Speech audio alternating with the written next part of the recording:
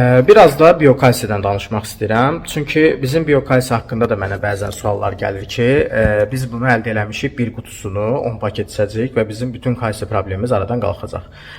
Əzizlərim, kalsiya orqanizmdə hər insanın çəkisinə görə, ümumi yaşına görə müəyyən bir doza var. Ortalama bir doza 1000-dir.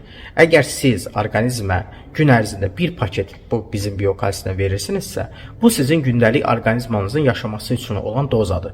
Yəni sizin orqanizmanızda kalsiya çatışmazlığı varsa, siz bunu bir dənə istifadə edib həmin çatışmazlığı aradan qaldıra bilmərsiniz. Bu sizin gündəlik yanacağınıza gedir. Yəni orqanizmin sərf etdiyi kalsiyaya gedir. Siz normal şəkildə kalsium çatışmazlığınızı aradan qaldırmaq istəyirsinizsə, yəni kalsium çatışmazlığından hansı problemlər yaranır, o ayrı bir mövzudur. O haqqda çox danışmışam, səhifədə var. Sadəcə demək istəyirəm ki, bunun əgər siz mən tərəfdən sizə bunu yüksək dozada verilirsə, 1 paket, 2 paket, 3 paket, bunu yəni düşünməyin ki, bunun ziyanı olacaq. Bu yeganə dünyada 95% qana sovrula bilən, hətta 98-99% qana sovrula bilən bir kalsidir. İyonlaşmış tərkiblidir. Bu çöküntü vermir.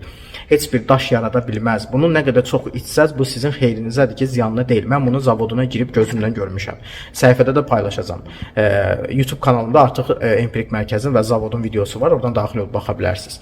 Bu məhsulun içində 10 dənə olmasının səbəbi bunu gündəlik Pekinlilər və bütün dünyada gündəlik rasionda qida kimi içirlər, yeyirlər. Yəni bunu yeməyə qatıb yeyirlər, yoğurta qatıb yeyirlər, süd kimi içirlər. Yəni bu qidadır, bu yeməkdir. Yəni bunu bir dənəsini gündə içmək sizin gündəlik kalsiya rasionunuzdur. Amma orqanizmanızda kalsiya çatışmazlığı varsa və ona görə problemlər yaranıbsa, siz bunu gündə bədənə ən az 2-3 paket verməlisiniz ki, yarısı sizin gündəlik dozanıza getsin, qalan hissəsi də probleminizə getsin.